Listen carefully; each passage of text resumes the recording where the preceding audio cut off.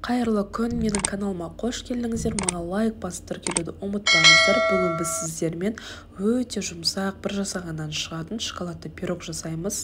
Жасап көріңіздер, үйдегі бар заттардан жасалынады. Ең алдымен ыстық сүтімізге қантымызды және де какаомызды қосып біркелкі масса болғанша араластырып бір шетке қойып қоятын боламыз. Одан соң 3 жұмыртқамызға қантымызды қосып 3-4 минут көлемінде аппақ болып көтерілгенше миксерлеп аламыз.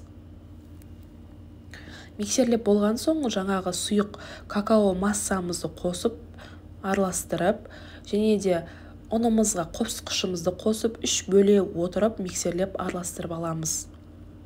Дайын болғаннан кейін сұйық майымызды құйып араластырып біркелкі масса болғанша миксерлейміз. Мен салмасына шоколадты қостым. Сіздер жеміс-жидек қоссаңыздар да болады, қоспасаңыздар да болады, өз қалауларыңыз бойынша. Қызып тұрған пеште 180 градуста 35 минут көлемінде пісіріп алатын боламыз. Мендегі форма 24 дециметрлік форма. Пісіп болғаннан кейін шпажканың көмегімен осылай тексеріп көрсеңіздер болады. Ортасының піскенін шпажка құрғақ күйінде шығуы тиіс.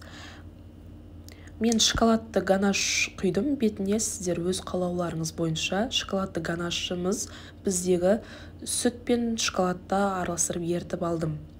Дайын болғаннан кейін бетін әсемдеу үшін мен грех жаңғағын пайдаландым. Біздің пирогымыз осылай шықты. Ас болсын.